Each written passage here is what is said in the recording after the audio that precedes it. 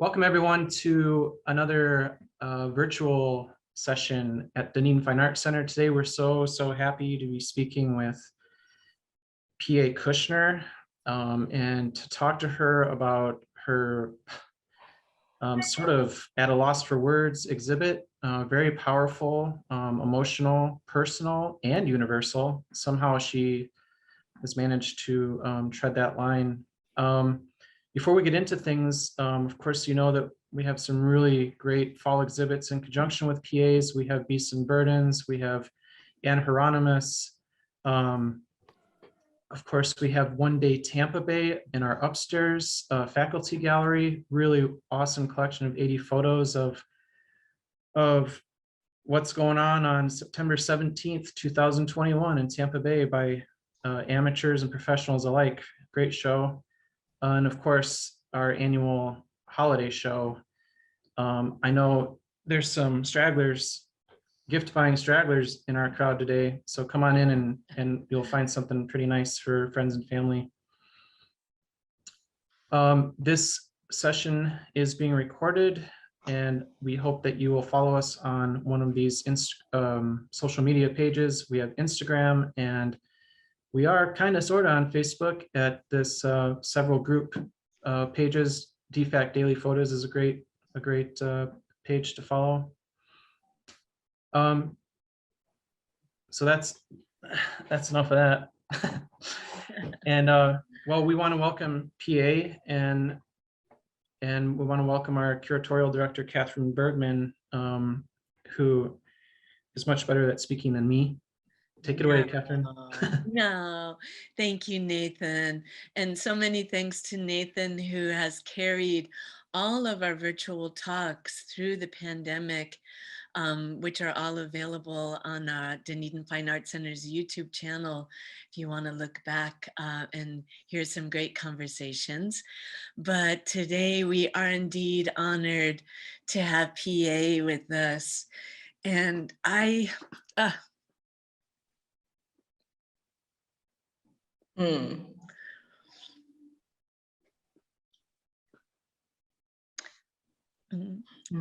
So we've been friends for a long time. Very long time, yes. It's beautiful, really beautiful. Thank you. Thank you, you guys. Well, I didn't expect that, but I did want to say that our friendship does go back maybe 30 years. Yeah. And of course, it's such a blessing to have friends who I love and admire, but who I also love and admire, not only as humans, but as creators.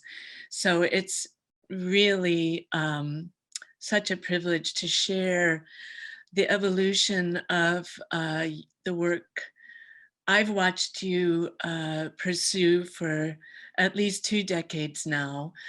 In the statement that greets people when you enter the gallery, you mentioned your background, having gone to the University of Buffalo, and then also studying at USF for your BFA. But I knew you more as a student here at DFAC when you started making clay. So you referenced your background as a painter, but how you were always drawn to ceramics. And then in the course of that time, you studied with us.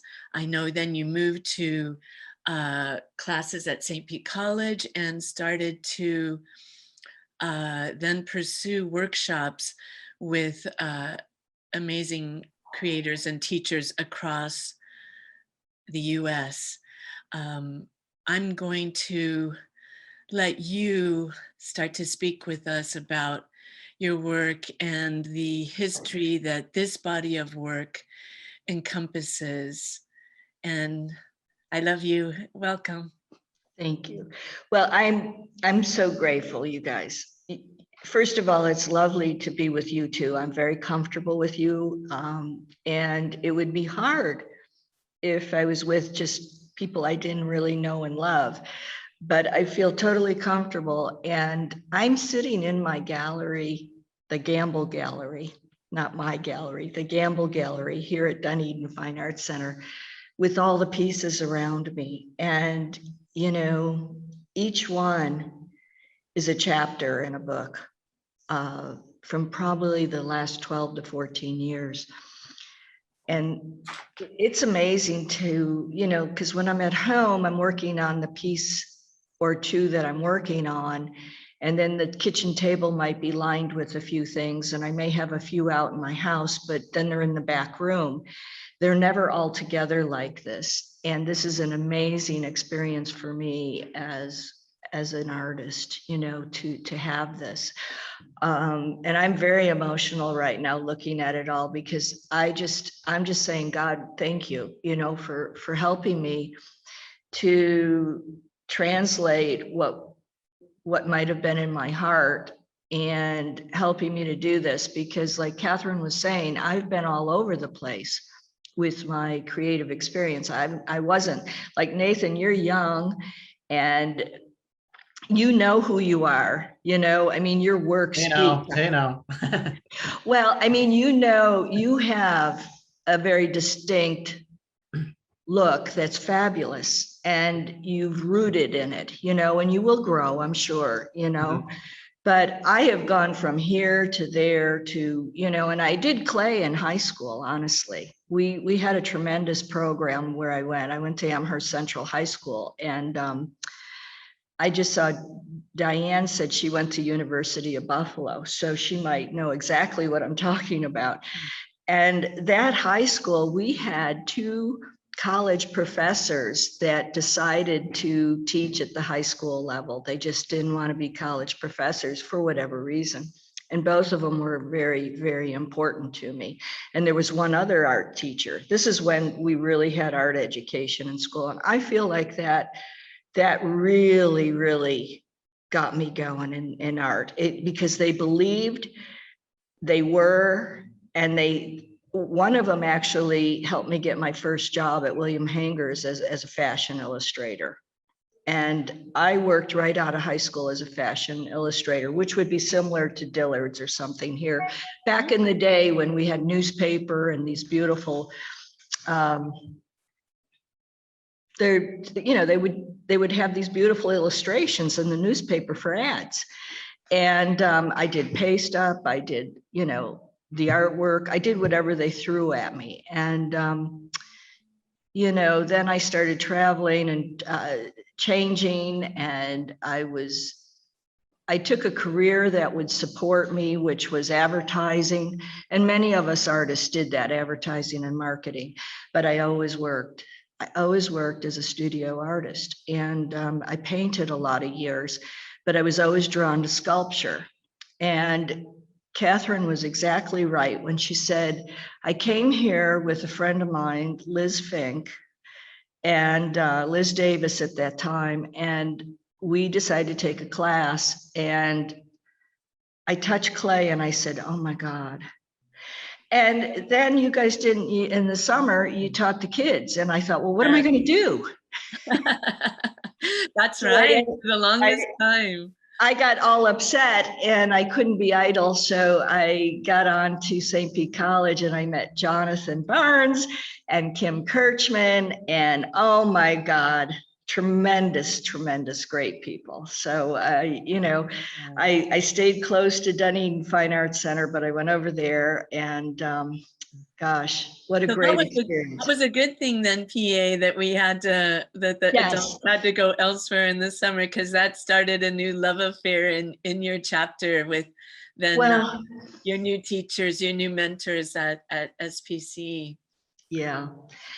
And, you know, that's where it went. And, you know, I was in Kim's class, and at that time, Jonathan was, I hope he forgives me, but I think he was like an assistant of some sort. You know, I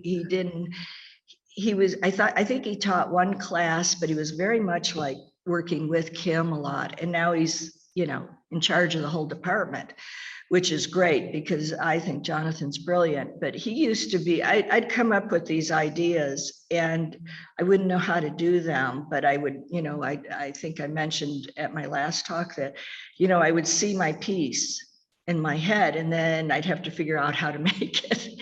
Well, I would see my piece, I'd do some loose sketches, and then I'd go, well, I want to do this, this, and that. How do I do that? And how do I do this? And Jonathan's the one that really helped me with I did airbrushing in high school, but he helped me get the right pen, learn how to use the compressor again, you know, do all that with underglazes and whatever else I wanted to use in them.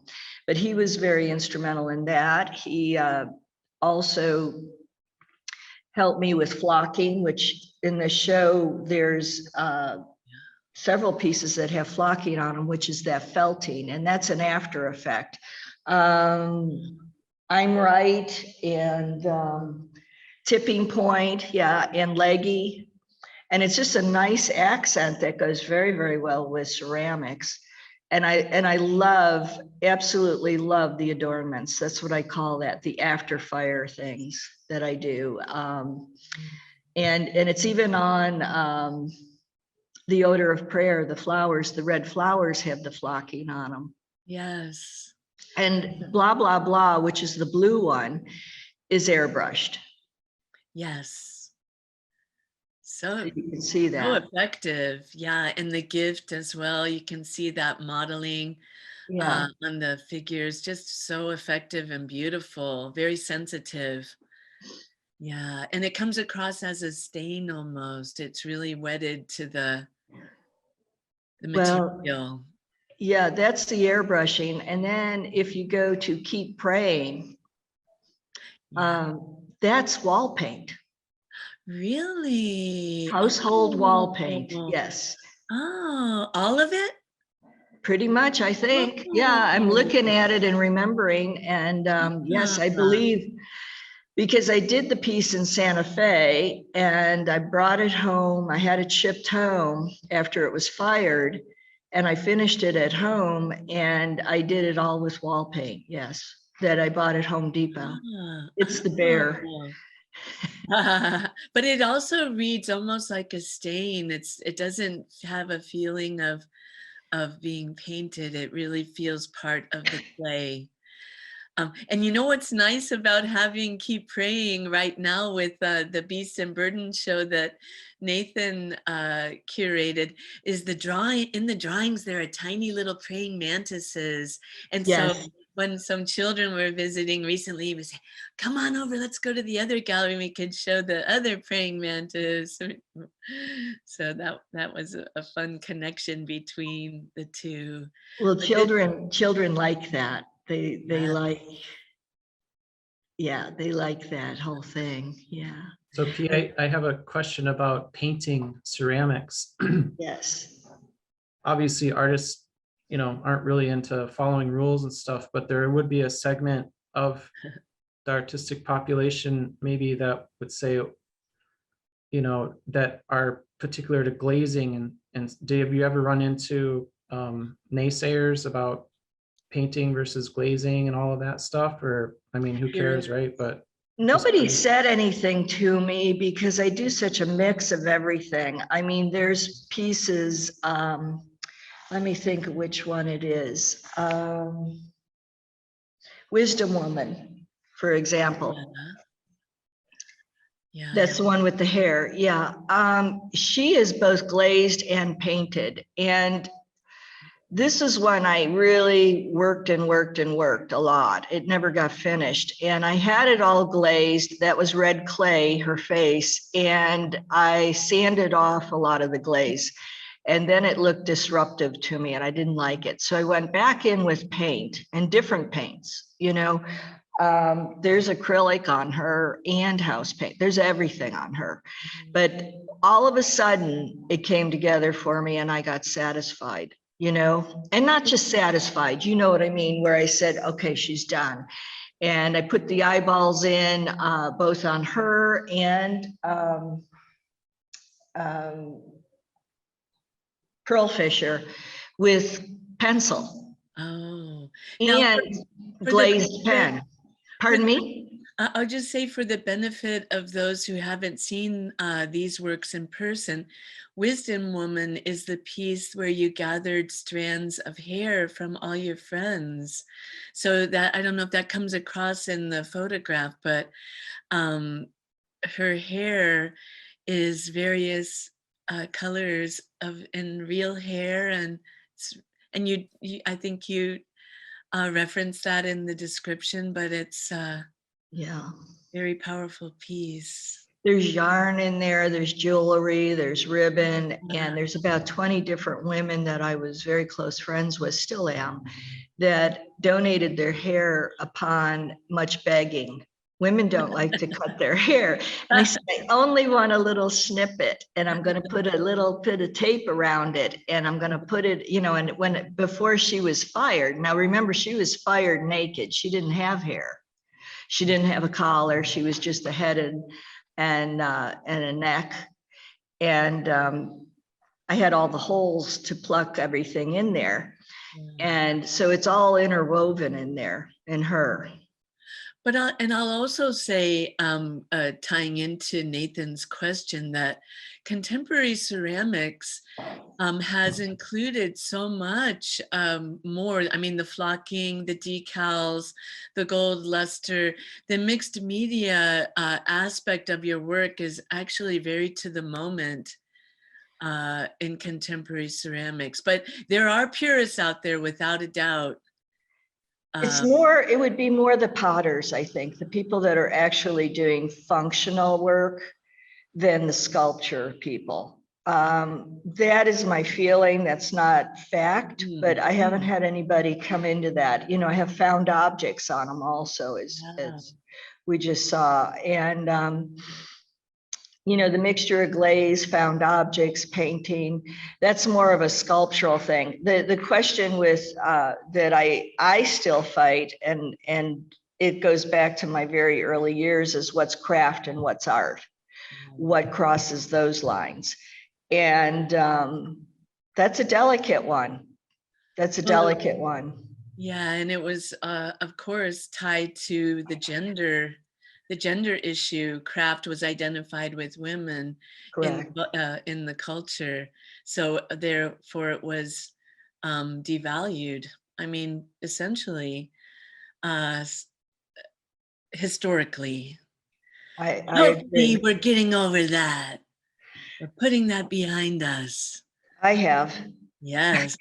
I have. I've put it behind me. I have to go forward. Yes, it's you know, Penland's a great place, and Lisa Clegg and Christina Cordova are up in that neck of the woods, and you know, that's a tremendous school up in North Carolina, and it started out, I think, around 1925 as a craft center.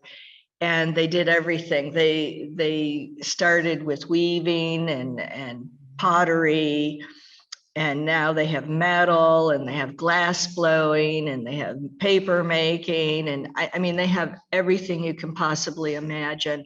And many artists go there to do their apprentice type work, and it's a beautiful place. I have gone and visited several times, but it was a craft center.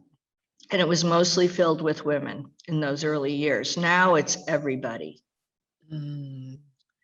Another thing I'd like to draw attention to are the beautiful bases that a number of the pieces incorporate. The wood, and then there again, with your mixed media, the velvet pillows. All of them are part of the storytelling. But as formal elements, some of those wooden bases just really have such an affinity to the sculptures themselves.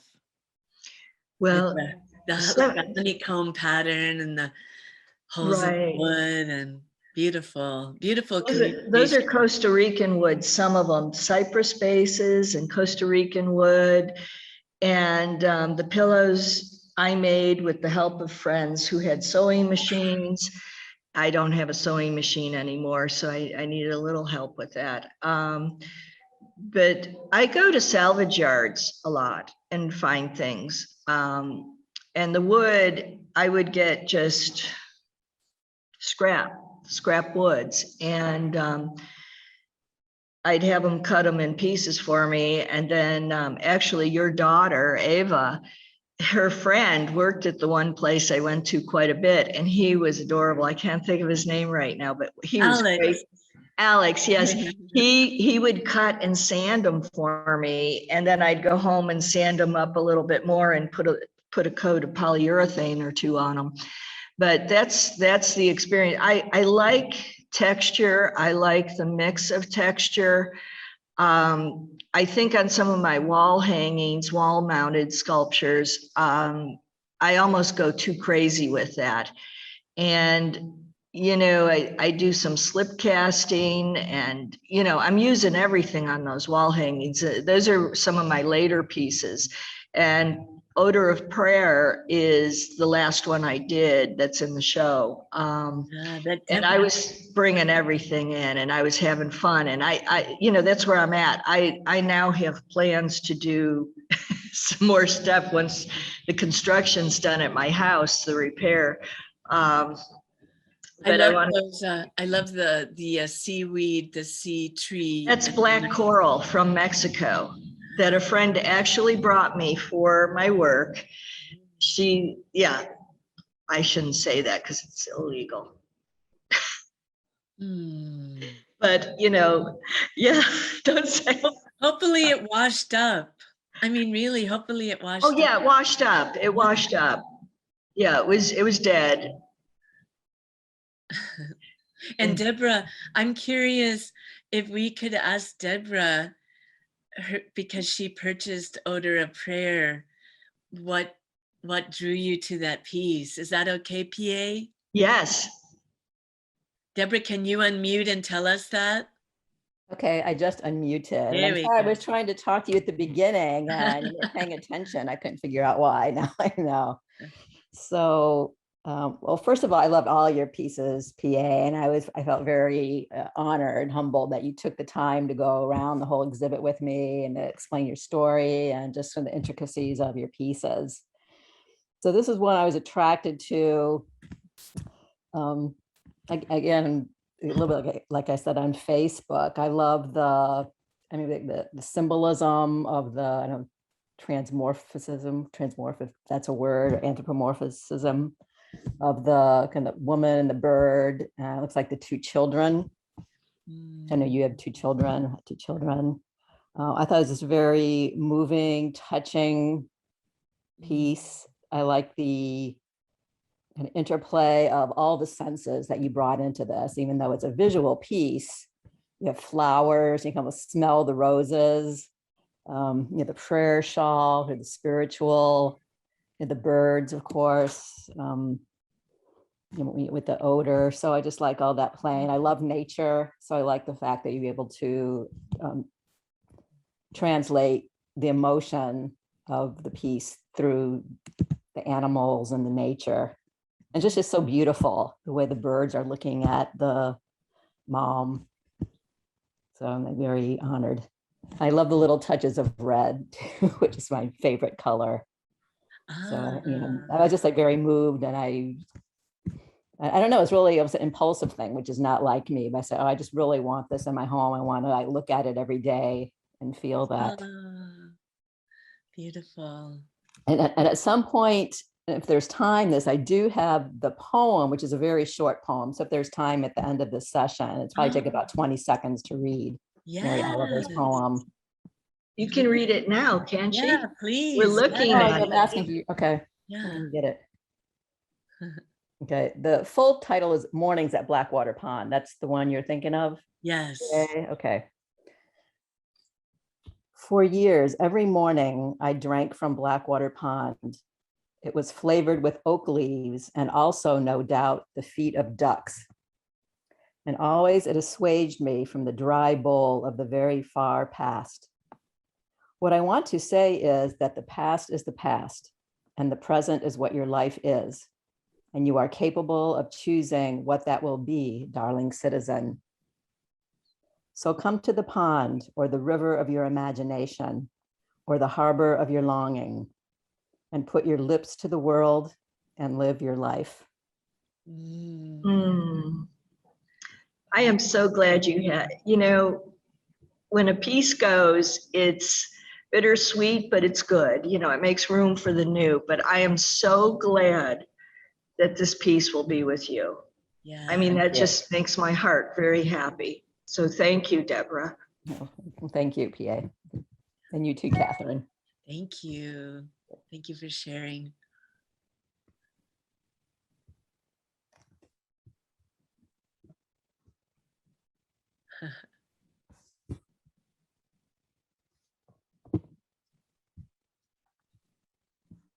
So PA, just out of curiosity, are these real bugs? Yes, some of them are, yes. The grasshoppers, I don't know that they're called grasshoppers. There's those other things that we see all the time. And the dragonfly, yes. And I didn't kill them. I'm a closet entomologist, and I've been that way. I have a science and art background. And anytime I see an insect, that's died in there, I usually keep it and put it, I have jars of things at home. And I wanted to start to bring that into the work. They are dipped in polyurethane several times over. Some of them are actual sterling silver. They're not real, of course. There's one that the butterfly is very real up on the roses on Messengers of the Spirit. So they're fairly delicate. But I just like to play when I'm working, and it's serious play, don't get me wrong, but I like to do new and different things and bring new and different things in. And with Messengers of the Spirit, the honeycomb and the bees are such a part of our chain of experience as living, on this planet, just so necessary that, I wanted to bring it back to that, and then the human and the animal relationship. Mhm. I'd also like to mention, for those who might come to the gallery now, when the show opened, PA, you were so generous and brought probably 30 to 40 individual flowers, and seeing the roses here reminded me. And I have one. You had sunflowers, you had roses and other glazed flowers that we had featured, that PA invited people to make a donation to the art center, and then they could choose a flower. Well, of course, there's no flowers left. Everybody was moved to follow your invitation and to own one of your beautiful pieces. So I got the sunflower for my daughter Ava, and that will be going to her. But that was such a beautiful gesture, and we thank you for that. That was so thoughtful. It was pretty beautiful that I got invited to do the show. Oh, I couldn't be happier or at more peace with having it here at the Dunedin Fine Arts Center. This is the best to me. This is the absolute best. And the flowers happened little by little. The thought came to mind, but I needed to do something. I was so busy working intensely the last couple of years, especially, that I had to have my hands on something constantly. That obsession was going on. And sometimes I needed to do something that wasn't so heavy and so serious. So it was great to make flowers and delicate flowers, and I just started making them, and I started thinking, well, these are attractive. We could have some fun with them. And they're very time consuming, to make those things. And now people are saying, oh, I want one of your flowers. And I'm like, I'm not firing up the kiln right now. There's drywall all around it and stuff from the construction, so I can't even turn it on. But you know, I would put them in batches with my other bigger pieces. And I'm glad that it took off. And, you know, had I known, I would have made more for you, you know, to put in the gift shop, whatever, because, you know, and maybe I will, you know. I think people appreciate a gift when they make a donation. You know, a little gratitude, a physical thing sometimes. And I've done things like that before with other things, other shows I've done, and it's just, it's worked. This one was the best yet, though, and I'm glad to do it, honestly. And this is well, just the piece that we're looking at Yeah. is Logan's dog, Olivia. Yes. And there you are.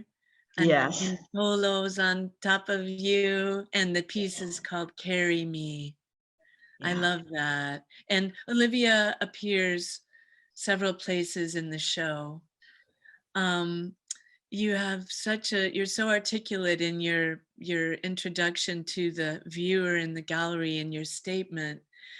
And of course, you speak about losing Logan suddenly and how your life and everything was completely derailed, and that you had the vision of the piece, The Gift, that came to you, I think you said within 2 weeks, and yet it took you 3 years to realize the vision.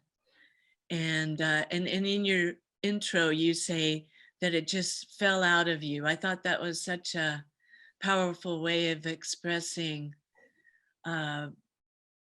this, and you have such the beautiful dedication. There are numerous pieces that have your accompanying descriptions, but this one was, I thought, particularly meaningful for many who visited the gallery. Well, you have to read it now, Catherine. Oh, you don't have it. Yes, I see it. It says, this piece has been created for the healing of those of us who have experienced extreme loss. At some point, we begin to look back, not always with pain of what we have lost, but with joy and appreciation for that life we have shared. We hold it to us with the protection of love and memory that is forever ours. Yeah. Yeah, this piece, you know, Logan did pass away suddenly, and I couldn't work. I did see it, and I tried, but I couldn't. I touched clay and nothing happened. It was like I had never done artwork before in my life. And it went on like that for a couple of years. And one of my friends talked me into signing up at St. Pete College again and taking a ceramics 1 class. And I was making cups and plates, and very badly, because I'm not a great potter at my best, but I really wasn't then. And I made a boot in that class, and actually Dunedin Fine Arts Center sold it during I think I remember that. the fashion show. Yes, that got sold, but that was the first time I felt like I was starting to connect. And then, you know, but it was a boot. It wasn't, you know, it wasn't a piece saying a whole lot. And about a year later, I was working at home, and this happened. And that's all I can say. This happened. You know, once I had the egg part of it, that form that it's laying over done, that was the hardest part. I built the body, and it came together really, really well. And I knew when to leave it alone,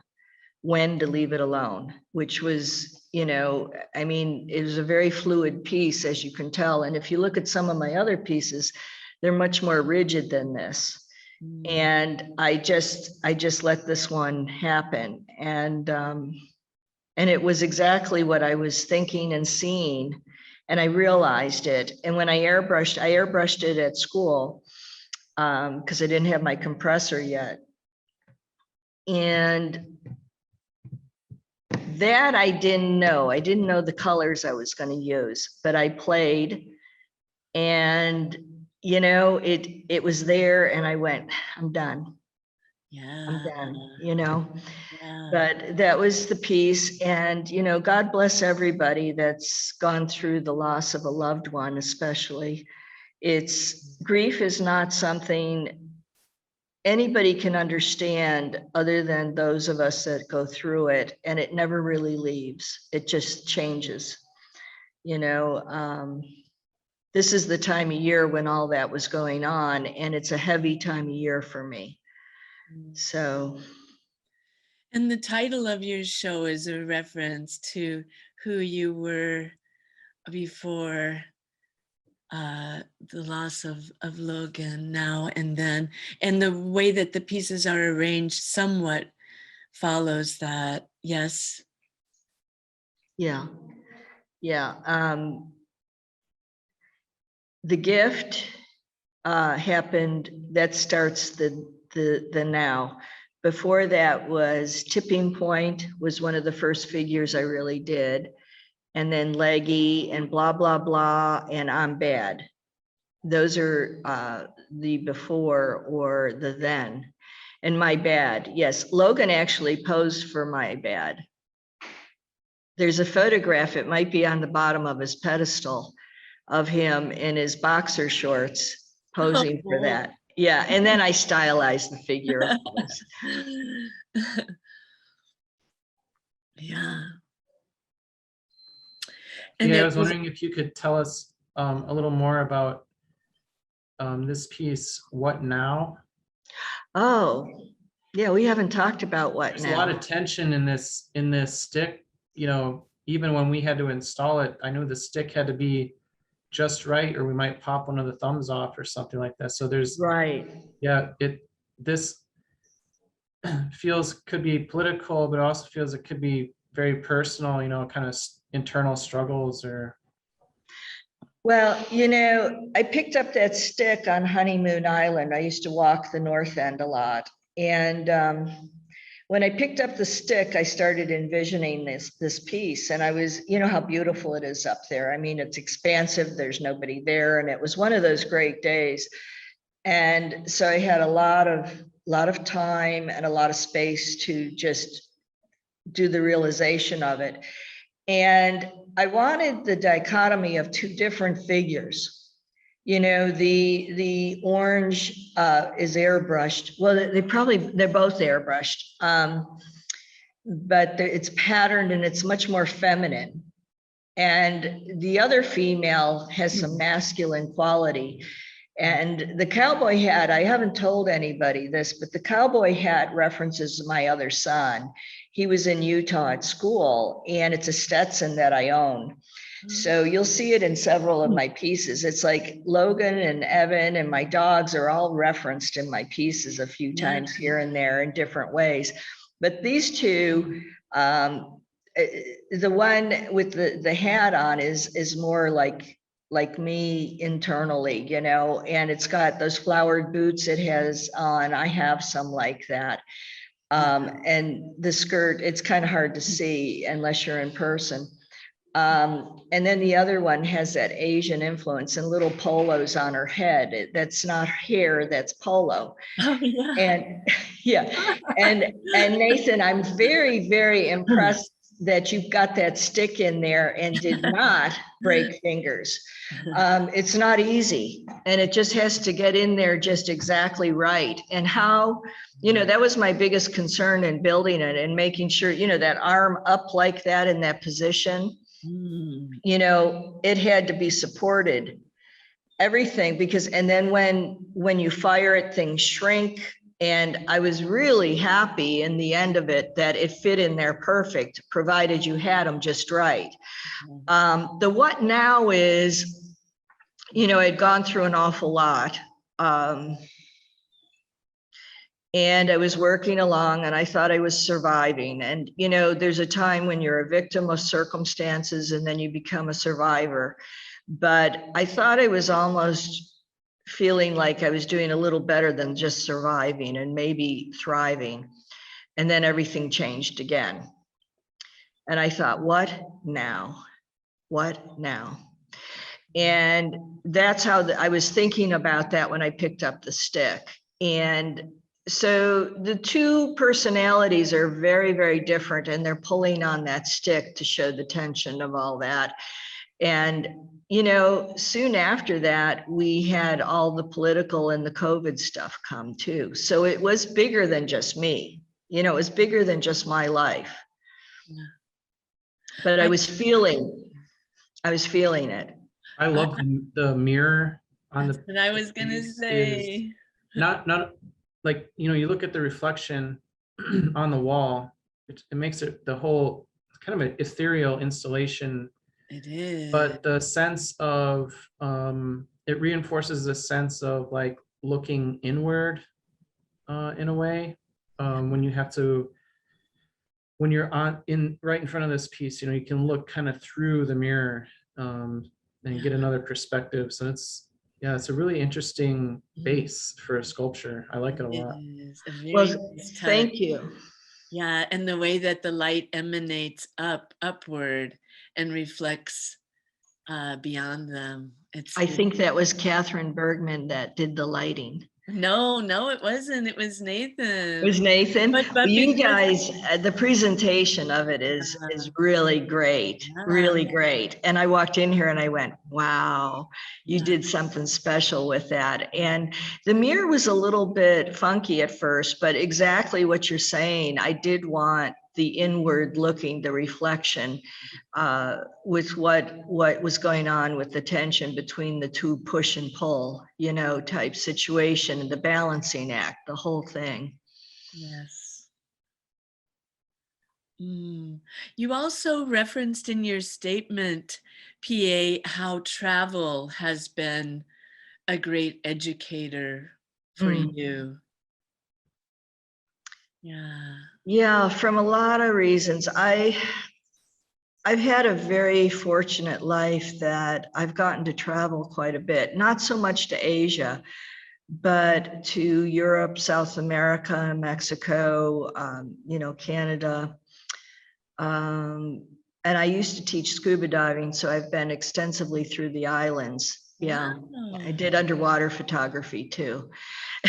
And, Oh, you know, I didn't know that about you. Or I know. fashion illustration, that was an epiphany. Yeah, I've been all over the place. That's what I was saying. Like, Nathan, to be 40 years old and know who you are and your work, and you'll grow. I'm not saying you're done. I don't mean that, but I mean you've got a much better sense of it than I did.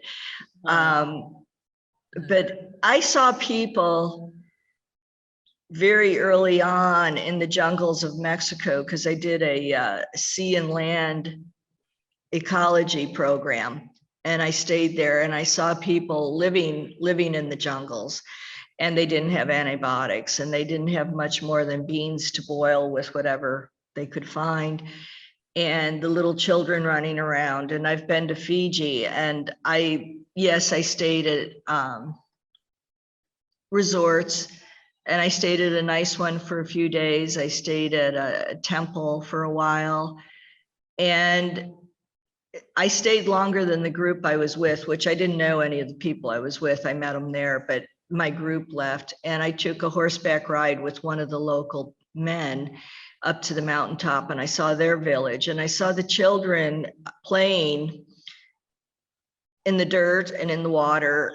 They didn't have running water. They had like some kind of well thing. And, you know, it was very eye-opening, because, you know, when people say, oh, I went to Fiji, you know, you think of it as this lush resort. And I went and I saw how the people lived, and the actual Fijians are farmers, and they completely live off the land, which a lot of South America is like that too. And I've been to Honduras, and I've been to Guatemala.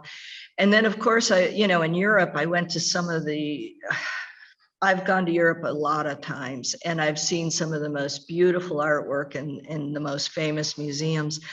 And just before COVID, I was in Spain, and I was at, now it escapes me the name of the museum, but I saw Aronius Bosch's work, the Garden of Eden. The Prada, you're at The Prada, thank you. In the It's at Garden the of Prada. Good and Evil.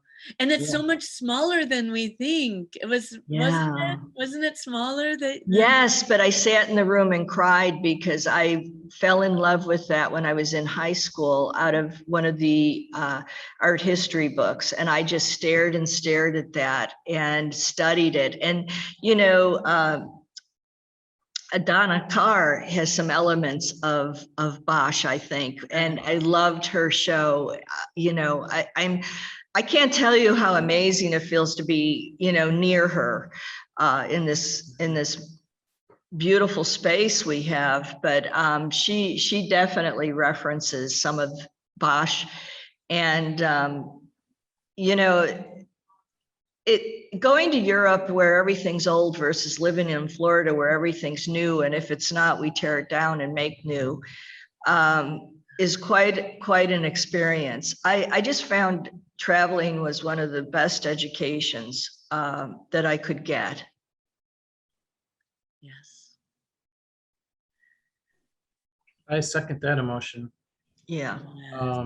It's even just for a weekend to go to a different state that has completely different weather, and you have to wear 5 shirts and 2 pairs of socks because you are freezing. Nathan Talking just about got Maine, back by the from way. Maine. Maine. Yeah, but no, I agree. It's, you know, it just gets you out of your head and it gets you out of your patterns, and there's a whole nother universe out there. Yes, and people think different everywhere, you know, and you know, you get caught up in your own world of how people think, and you think everybody thinks like me, and then you go and you listen and you hear people have all different thoughts, and they're based on, you know, everybody has their own feelings about things based on their experiences, you know. And I try and want to be respectful of everybody, even in my work. I know my work is somewhat feminist. I know there are statements, but I definitely want to respect everybody. And I want everybody to have their own interpretations when they look at the work, you know? Yes. If I can, I want to read the end of your statement because I just loved it when I first saw it. And you say, I often feel like I haven't learned as much as I should have yet. Oh, wait, wait, I got to back it up. You say change is inevitable. There is an excitement and fear of the white canvas or the block of clay. I can only produce what's in my mind's eye. I'm never where I want to be. That's what hit me. I often feel like I haven't learned as much as I should have yet, so I try and learn more. Sometimes I feel lazy too, like what's the point? Society doesn't necessarily say, oh, be an artist, but my heart and soul needs it. That I know. And that's your statement. Yeah. That's how you closed your statement. Yeah.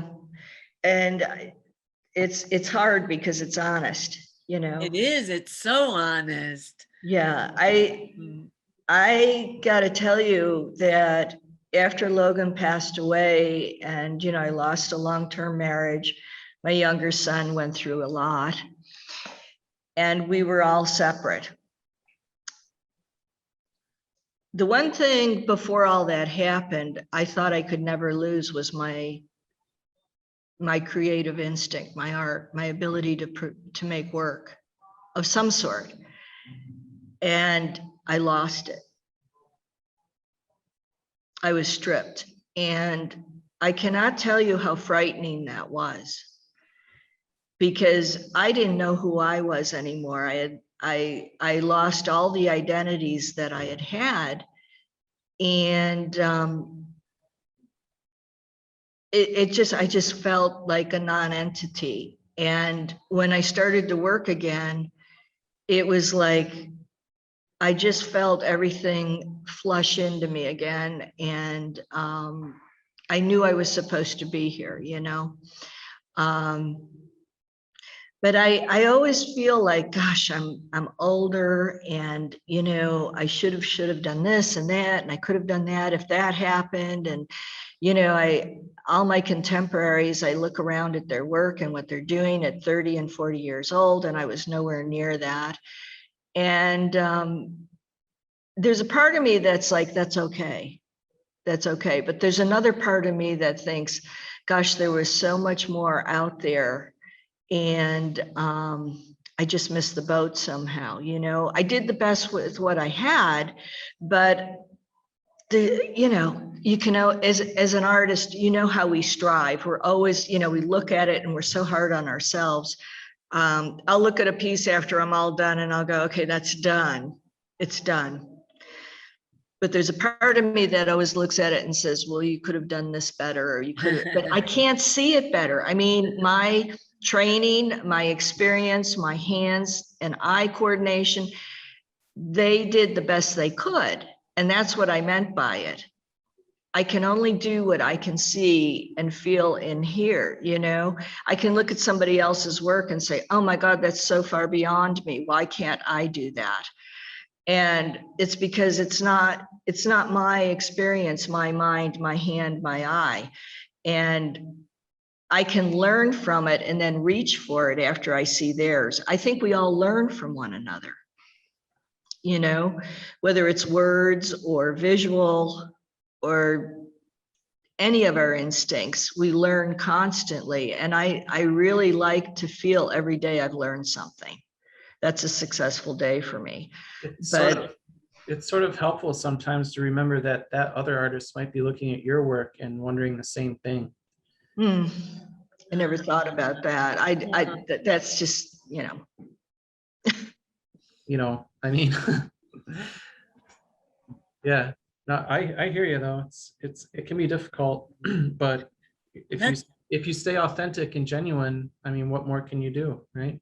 So it's well, this show is pretty raw.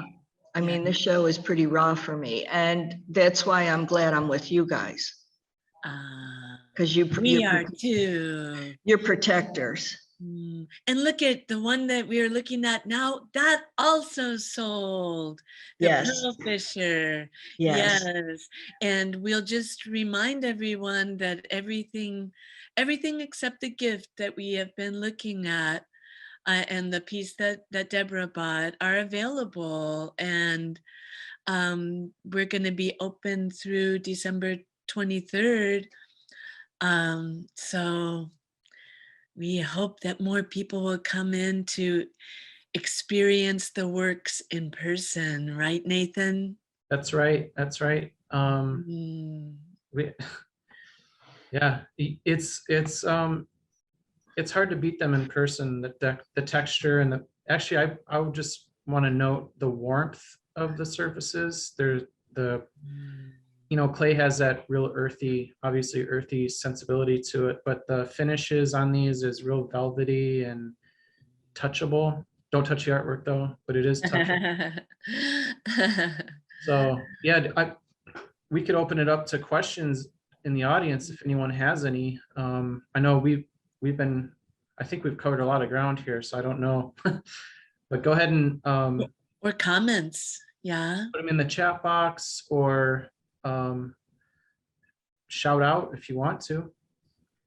Raise hand here. I'm trying to look how to raise my hand. Oh, we can hear you, Deborah. Go ahead. Yeah. Thank you. So I have two questions. PA, one is a technical one, and one relates to the piece I bought, but also to some others. The glaze that you have, that to me looks like icing, that technique where just the paint just drips. Was that for you like symbolic of something or something you were playing with? Well, that's the white Maiolica is what I think you're talking about. That's white Maiolica, and I mix that myself from chemical. And I have a bucket of it at home. I don't know symbolically what when I put the copper carbonate wash over it, it's kind of the water. It becomes the water. To me, it's very fluid.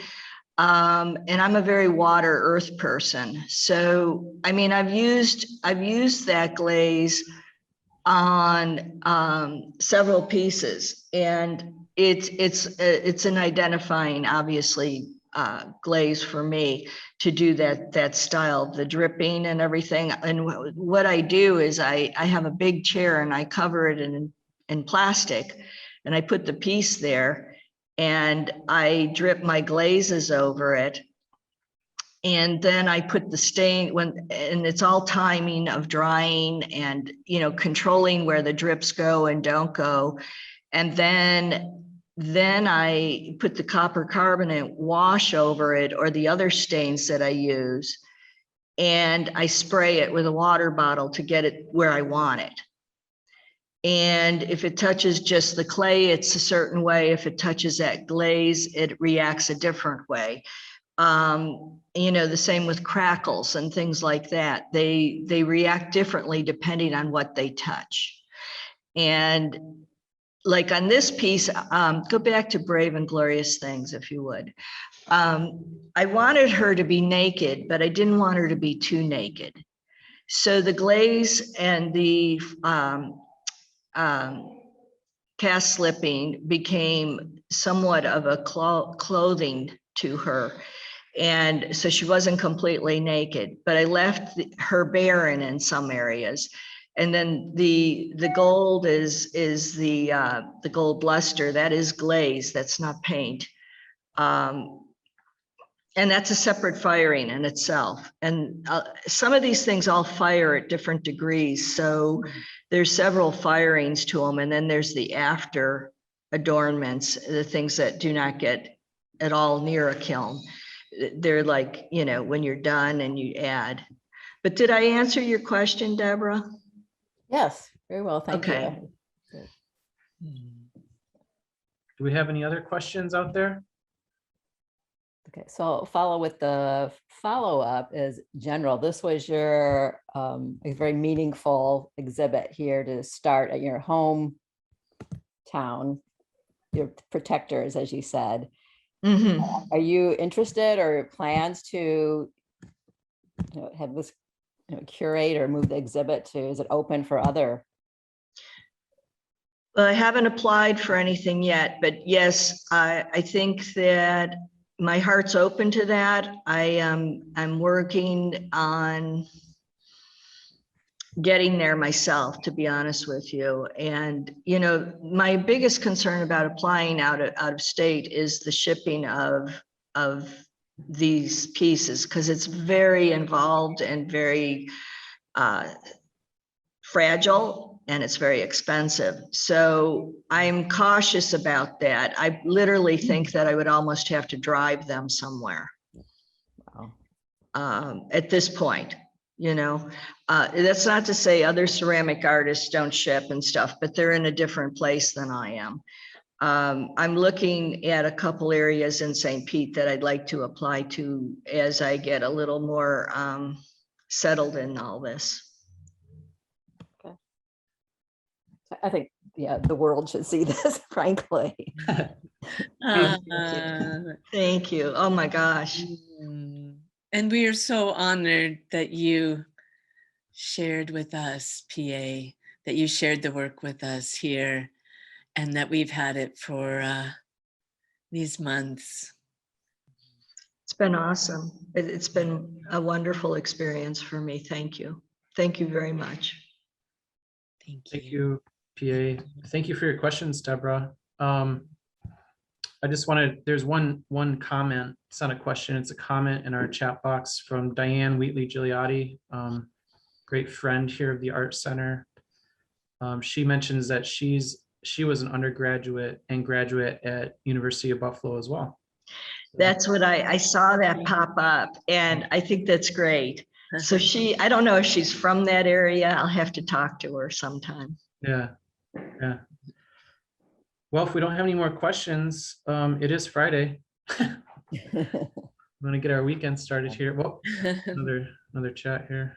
And PA brought us sweets, so I'm going to shoot across town and go give you a hug in person and do a sampling of those yummies I that you hope- brought us. I hope there's something left if you just left it in a room. Yeah, it's in our conference room, so the vultures are circling. Uh-oh. Yeah, well, go enjoy. And thank you so much, Thank you so much. Catherine and Nathan and Deborah for actually purchasing one of the pieces and you know, the attention and, you know, support. I can't thank Dunedin Fine Arts Center enough for everything they've been to me for many, many years. You've kept me on my feet as an artist. We're just so blessed to have all of you. Thank Thanks. you. Thank you. Well, if you didn't learn enough about PA's work today, you could probably go to her website and learn some more at pakushnerart.com. PA, you have an Instagram page as well. I People do. check that out. And I think it's I haven't figured out why, but it's Kushner PA on both Instagram and Facebook. Kushner PA. So Yeah, it's just the way it did it. And I Yeah. can't change it. well, and then Won't let me change my own name. So And, like, if you wanna so like watch- Facebook. if you want to watch today's conversation or others, as Catherine mentioned earlier, before we got started, go to our Dunedin Fine Arts Center YouTube page. This conversation will be posted probably sometime next week, so we can watch it and share it again. But there's no beating coming into the Art Center. We're open 10 to 5, and we're open on Saturdays now. Whoops. Sorry, wrong slide. We are open on Saturdays now from 10 to 2 for you weekenders. So come on in and we'll be happy to see you. Thank you, Catherine. Thank you, PA. Thank you, Nathan. Nathan. Yay, everyone in Yay. attendance. Come And Thank meet you, us. everybody. Great time. Thank you so much.